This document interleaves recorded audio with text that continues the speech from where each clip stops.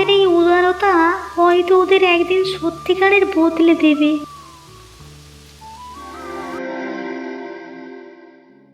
রঘু, ওরে রঘু, আমার সময় বোধহয় শেষ হয়ে আসছে রে। এই বুকের মধ্যে যে কাল রোগ বাসা বেঁধেছে সেটা আর যাবে না আমি জানি। আমার ফুসফুসে পচন ধরেছে, আর বেশি দিন নেই, তা আমি অনেক আগে থেকেই জানি। কিন্তু যাওয়ার আগে তোকে একটা জরুরি কথা বলতে চাই, শোন ভালো করে। এটাই হয়তো আমার শেষ কথা। সর্দার, এসব কথা বলবেন না। আপনার এখন কিচ্ছু হবে না, এখন সময় বাকি আছে আপনার। বৌদি রোজ জঙ্গল থেকে ঔষধি পাতা এনে বেটে আপনাকে খাওয়াচ্ছে। আপনি তাড়াতাড়ি সুস্থ হয়ে যাবেন।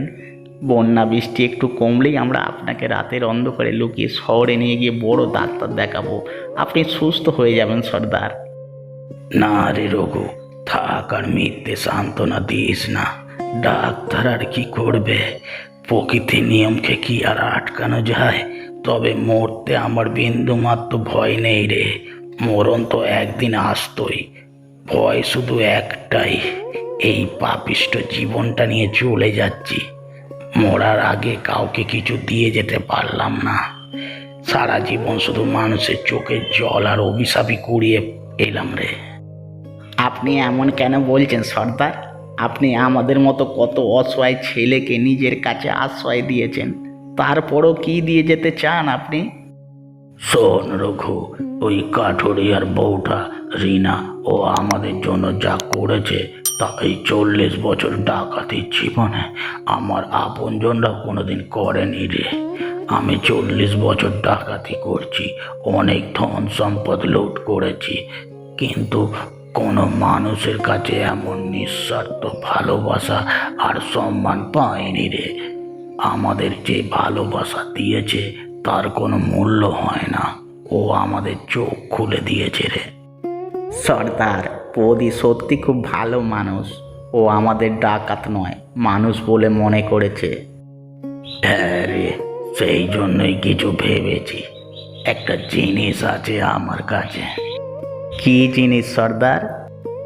এই গুহার পিছনে একটা গোপন কুঠুরি আছে। একটা বড় চারকোনা পাথর আছে দেখবি। সেটা সরালে কুঠিরের ভিতরে ঢোকা যায়। সেখানে কিছু টাকা আর কিছু সোনা রাখা আছে, যা জীবন ভোর আমি অন্যায় পথে কামিয়ে জমিয়েছি। হ্যাঁ, অন্যায়ের টাকা ঠিকই, কিন্তু সেই টাকা যদি এখন ভালো আর সৎ কাজে লাগে তাহলে হয়তো পাপের কিছুটা ক্ষমা হবে। আপনি ওই টাকা দিয়ে কি করতে চান সর্দার? সেই সমস্ত টাকা আর সোনা আমি ওই কুঠুরিয়া পরিবারকে দিতে চাই। এই বর্ষা শেষে জল কমলে ওরা যেন ওই টাকা দিয়ে একটা নতুন সুন্দর জীবন শুরু করতে পারে। ওই ছোট বাচ্চাটা বিট্টু, ও যেন ভালো স্কুলে পড়াশোনা করতে পারে। ও বলছিল না ও বড় হয়ে পাকা বাড়ি বানাবে। ও যেন ওর বাবা মায়ের জন্য একটা পাকা বাড়ি বানাতে পারে। সর্দার, আপনি বাইরে থেকে ডাকাত হলেও ভেতরে বড্ড ভালো মানুষ। আপনার এই আদেশ আমি অবশ্যই পালন করব। শোন, আমার কথা এখনো শেষ হয়নি।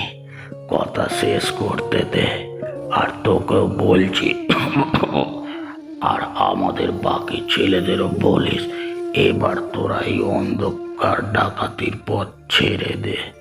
এই পাপের জীবনে শেষমেশ কিছু নেই রে। এটা কি কোনো জীবন নাকি? এটা এক শাস্তি। সারাদিন পুলিশের ভয়, মানুষের অভিশাপ, আর কুকুরের মতো জঙ্গলে লুকিয়ে থাকা ওই কাঠুরিয়া গরিব হতে পারে, কিন্তু জীবনে শান্তি আছে। তোর জীবনে কি আছে বল? এবার থেকে তোরা সোজা পথে চলবি। এটাই মরার আগে সর্দারের শেষ আদেশ তোদের কাছে। কিচ্ছু নেই সর্দার, আপনি ঠিকই বলেছেন, কিচ্ছু নেই। আমাদের জীবনে কোনো শান্তি নেই। আপনার কথা আমি রাখবো সর্দার, আমরা আর ডাকাতি করব না। সর্দার, কি হলো আপনার? কথা বলছেন না কেন? সর্দার, সর্দার, কি হলো আপনার? কথা বলুন। সর্দার চলে গেল দামুদা, আমাদের সবাইকে একলা ফেলে ঘুমের মধ্যেই চিরদিনের মতো চলে গেল। আমরা আজ অনাথ হয়ে গেলাম গো রঘু ভাই। এই মানুষটা সবাইকে এক জায়গায় করে রেখেছিল। এখন এই এতগুলো লোক কি করবে কিছুই জানে না কেউ। সর্দার শেষ কথা বলে গেছে বৌদিকে ধন্যবাদ জানাতে, আর যাওয়ার আগে বলে গেছেন তোমাদের জন্য কিছু টাকা রেখে গেছে গোয়ার পিছনে গোপন কুঠুরিতে। ওটা দিয়ে তোমরা পাকা বাড়ি বানাবে ও নতুন করে জীবন শুরু করবে। এবং বলে গেছেন আমরা যেন এই ডাকাতির নোংরা পথ চিরকালের জন্য ছেড়ে দিই। এটাই ওনার জীবনের শেষ ইচ্ছা আর আদেশ। রঘু ভাই, আমি সর্দারের কাছে চিরকাল ঋণী হয়ে থাকব। বন্যায় যখন আমাদের ঘর বাড়ি কেড়ে নিয়েছিল, এই দুনিয়ায় যখন আমাদের মাথা গোঁজার কোনো জায়গা ছিল না, তখন উনি আমাদের তাড়িয়ে না দিয়ে এই গুহায় আশ্রয় দিয়েছিলেন। এই উপকারের কথা আমি মোড়েও ভুলব না। আর তোমরাও তো ডাকাত নও, ভালো মানুষ, তাই আমাদের পরিবারকে আপন করে নিয়েছো। দামুদা, বৌদির রান্না খেয়ে আর বিট্টুর সাথে সময় কাটিয়ে আমার ভেতরে শয়তানটা মরে গেছে। সব যেন বদলে গেছে। দলের সব ছেলের মনও বদলে গেছে। আমি আগে যেমন নিষ্ঠুর ছিলাম, এখন আর তেমন নেই। আমি বুঝতে পারছি মানুষের মতো বাঁচা কাকে বলে। কিন্তু কিন্তু একটা বড় চিন্তা দামুদা, আমরা যদি ডাকাতি ছেড়ে দিই তবে বাঁচবো কী করে? কোথায় যাব? কে আমাদের কাজ দেবে? সবাই তো জানে আমরা কুখ্যাত ডাকাত। ভেবো না রঘু ভাই, আমার মাথায় একটা পরিকল্পনা আছে, শোনো ভালো করে। কি পরিকল্পনা দামুদা? সর্দার যে টাকাটা আমাদের দিয়ে গেছেন, ওটা আমরা নিজেদের স্বার্থে একারা ভোগ করব না। আমরা সবাই মিলে ওই টাকা দিয়ে জল কমলে শহরে বা গ্রামের বড় রাস্তার মোড়ে একটা খাবারের হোটেল খুলব। হোটেল? হ্যাঁ, রিনা হবে সেই হোটেলের প্রধান রাঁধুনি, আর তোমরা সব ছেলেরা মিলে সেই হোটেলের কাজ সামলাবে। কেউ বাজার করবে, কেউ টেবিল পরিষ্কার করবে, কেউ পরিবেশন করবে। তোমরা তো রিনার রান্নায় কদিন ধরে খুব সাহায্য করেছো, তোমরা সব শিখে গেছো। কি বলো, করবে একসাথে এই ব্যবসা? সত্যি বলছো দামুদা? আমরা ডাকাত থেকে হোটেলের কর্মচারী হব? কিন্তু কিন্তু আমাদের মতো ডাকাতদের হাতে রান্না কি মানুষ পয়সা দিয়ে খাবে? হোটেল চলবে তো? কেন চলবে না রঘু ভাই? চেষ্টা তো করতে পারি। আর সততা ও নিষ্ঠা থাকলে সব হয়। তোমাদের রিনা বাকি সব শিখিয়ে দেবে। আর এটাই হবে আমাদের সর্দারের প্রতি আসল শ্রদ্ধা জানানো। ওনার আত্মা ওপর থেকে দেখে শান্তি পাবে যে ওনার দেওয়া টাকায় কতগুলো ছেলে অন্ধকার থেকে আলোর পথে ফিরে এসেছে। এটাই ওনার প্রতি আমাদের সঠিক শ্রদ্ধা জানানো হবে।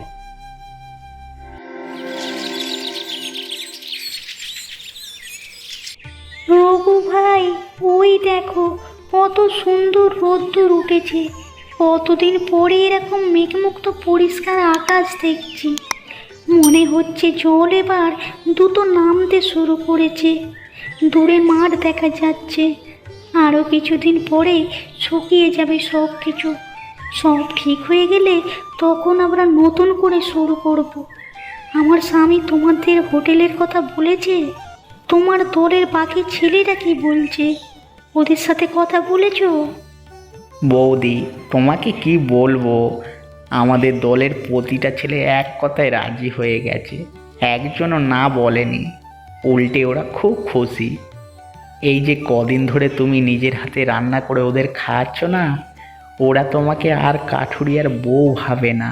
ওরা তোমাকে মায়ের মতো দেখে, কাকিমা বলে ডাকে তোমাকে। আমি জানি গো রঘু ভাই, ওদের বেশিরভাগেরই মা বাপ নেই। সেই ছোটবেলা থেকে থাকার মতো কোনো ঘরও ছিল না।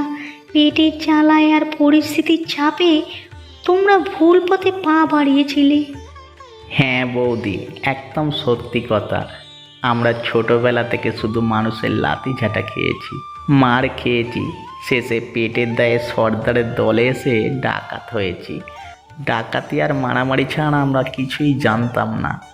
কিন্তু তুমি আমাদের এই কদিনে দেখিয়ে দিলে যে ভালোবাসা দিয়েও মানুষের মন জয় করা যায় এবং অন্যভাবেও মাথা উঁচু করে বেঁচে থাকা সম্ভব। আমরা এখন আর পাপের পথে এক পাও বাড়াবো না, সবাই সৎভাবে বাঁচতে চাই। রঘু ভাই, মানুষ চেষ্টা করলে নিশ্চয়ই বদলায়। তুমি নিজেই তো কত বদলে গেছো এই কদিনে। এই বন্যার বিপদের দিনে আমাদের যে শিক্ষার অভিজ্ঞতা হলো, সেই অভিজ্ঞতাকে পুঁজি করে এবার আমরা বাইরের সমাজে যাব। আমাদের এই গুহার ছোট্ট রান্নাঘরকে আমরা শহরের বুকে অনেক বড় হোটেলে রূপ দেব।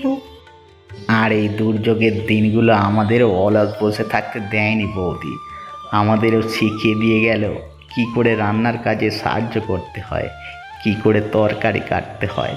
আমরা অনেক কিছু শিখে গেছি। এবার হোটেলে গিয়ে তোমাকে আর আমরা একা এত কষ্ট করতে দেব না, সব কাজ আমরা ভাগ করে নেব বৌদি। আমাদের এই হোটেল শুধু বড়লোকদের জন্য হবে না রঘু ভাই। আমাদের হোটেল সমস্ত গরিব, দুঃখী, অনাহারী মানুষদের জন্য সব সময় খোলা থাকবে। সেখানে সবার আগে খাওয়ার জায়গা পাবে তোমার দলের মতো অসংখ্য নিঃস্ব ছেলে, গরিব পরিবার আর পুরো গ্রামের দুর্গত মানুষ। আমাদের এই নতুন রান্নাঘর অনেক মানুষের পেট ভরাবে, অনেক মানুষের উপকার করবে। বৌদি, তুমি শুধু রান্না জানো না, তোমার মনটাও খুব বড়। আমাদের সর্দার যে মানুষ চিনতে ভুল করেনি সেটা তোমাদেরকে দেখেই আমরা বুঝতে পেরেছিলাম। যাই হোক, জল তো কমছে, এখন থেকেই সবাইকে নিয়ে আমাদের নতুন হোটেলের কাজে লেগে পড়তে হবে ধীরে ধীরে। আমি যাই, সবাইকে বলি। দেখলে তো, সব কিছু হারিয়ে বিপর্যয়ের পর আমরা সৎ ছিলাম বলেই শুধু নিজেরাই ভালো দিনের সামনে এসে দাঁড়িয়েছে এমন নয়, অনেকেই আমাদের সাথে বদলে গেল। তারা আগে সমাজের আতঙ্কের কারণ ছিল, আর আজ তারা সৎ পথের যাত্রী। সেই জন্যই বলি, তোমরা যদি নিজে সৎ আর বড় উপকারী থাকো, তবে তোমাদের দেখেই একদিন পুরো সমাজ বদলাবে। বন্ধুরা, আমাদের এই ডাকাত থেকে ভালো মানুষ হওয়া এবং রীনা বৌদির জাদুকরি রান্নাঘরের গল্পটা তোমাদের কেমন লাগলো তা কমেন্ট বক্সে অবশ্যই কমেন্ট করে জানিও। আর গল্পটা ভালো লাগলে আমাদের এই চ্যানেলটা তাড়াতাড়ি সাবস্ক্রাইব করে দিও এবং বন্ধুদের সাথে প্রচুর প্রচুর শেয়ার করে দিও। সবাই ভালো থাকবে ও সুস্থ থাকবে। ধন্যবাদ।